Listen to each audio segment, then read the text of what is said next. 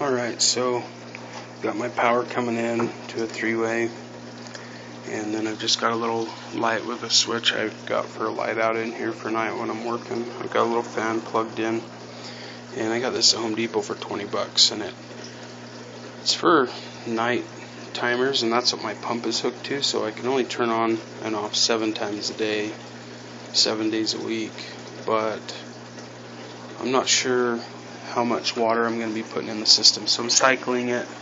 The pump only takes about 6 minutes to fill the drain beds, and before they've already started siphoning, so I've been running it for a few minutes, and you'll see that. Let's check on these. Okay, that one's siphoning, that one's going down and it's siphoning.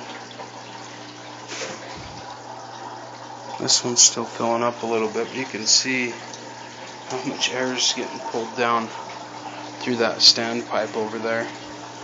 And so it's a good helpful tool. I may extend that pipe to get it lower down to the bottom and just help bubble up the bottom a little bit. This guy, he's in drain mode. This guy, yep, he's in drain mode too. You can see the water going by. So he's the only one on that particular drain outlet. We'll come down here and you can kind of see it spilling in there. And then I'll have a third drain that will come off of this bench over here that will be pouring in also. So we're definitely getting some oxygen in the water from the drain cycle, but I want to get more oxygen in the water. I've only got 2 fish in here. I got them at Walmart. They seem to be out of goldfish lately, so I put a couple of Oscars in here. They'll probably have to come out of here in the winter, but they're down in there, hopefully helping me get the system cycled. And today I'll add this second drain line. You can see how it starts to overflow and why I need an extra 3/4 pipe to flow, because with all the beds, draining out, this thing starts to fill up and I can't run the pump as continuous flow out of these drain systems, and I'd like to be able to do that. So the other line will help do that, but this was kind of an interesting side effect. I hadn't expected to get that much air and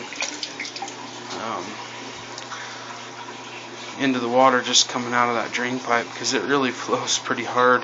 It's a lot of force, but it makes sense why I was struggling before, because it was without that standpipe on the end. I had a grow bed over there, and it was picking one of the siphons to use as an air vent, because if you have 1, 2, 3, 4, if you had 5 beds that were draining that were all 1/2 inch,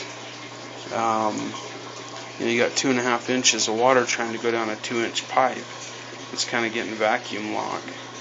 And I didn't have the pipe all sucked up that way, but from the heat of the greenhouse, these dropped down and they kind of made like a sill around the drain. Anyways, whatever we've got going on now is working great. All these beds being able to sit on here, and this stops it from kind of splashing.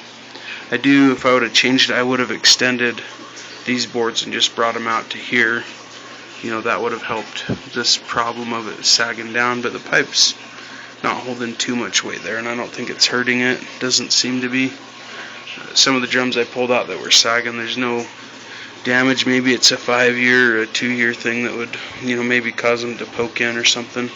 We'll find out. So this is day 2 of after planting some tomatoes that are, March, April, May, June, July, 4 months old from seed and never really grew. They just kind of grew into this, and I grew them in styrofoam cups, and they did well inside. I put them outside for 2.5 months, and they didn't do anything. But I think they're all surviving the transplant. The cucumber looks a little sad, but it looks to me like it's trying to stand back up this morning.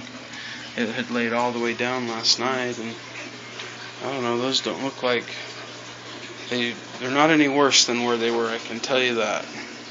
They're definitely doing better. This guy was already kind of looking that way before we ever took him out. So he's not withered, he just grew funky.